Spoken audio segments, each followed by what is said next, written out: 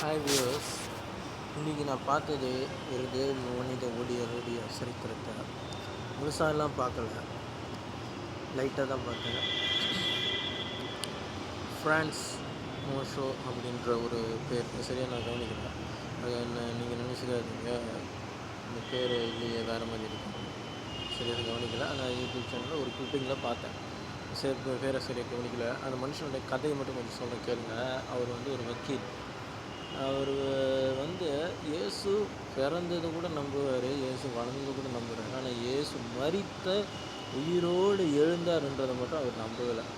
அப்போ அவர் என்ன பண்ணார், என்னுடைய காலத்துக்கு அப்புறம் இது எப்படி தெரியும் அப்படின்னு சொல்லிட்டு அவர் என்ன பண்ணுறாரு, அவர் இயேசு ஒரு மறுபடியும் உயிரோடு வந்தார்ன்றதை அவர் நம்பலை. அதை அது எல்லா இடத்துலையும் மறுத்தார், எல்லா இடத்துலையும் இதை சொல்லணும் அப்படின்னு நினச்சார்.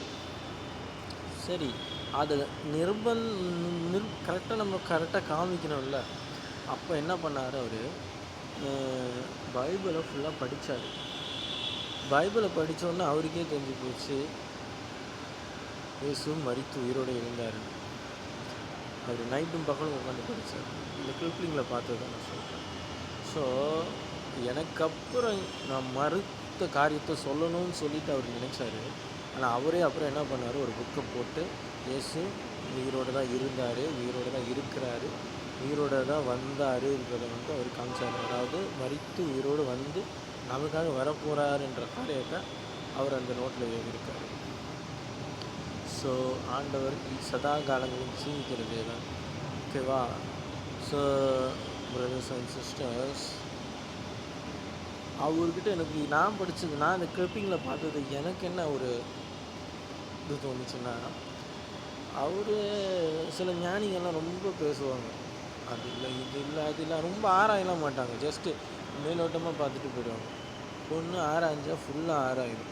எனக்கு அவர்கிட்ட ரொம்ப பிடிச்ச விஷயம் என்னென்னா, அவர் ஆராய்ஞ்சார். பைபிளை ஃபுல்லாக நுழைஞ்சு பார்த்து அதை சர்ச் பண்ணி அதோடைய விஷயம் என்னன்றதை கரெக்டாக துல்லியமாக கண்டுபிடிச்சார். இயேசு கிறிஸ்து உயிரோடு தான் எழுந்து வந்தார், மரித்து உயிரோடு எழுந்து வந்தார், இயேசு கிறிஸ்து உயிரோடு இருக்கிறார் துல்லியமாக கண்டுபிடிச்சார். இதுதான் விஷயமே.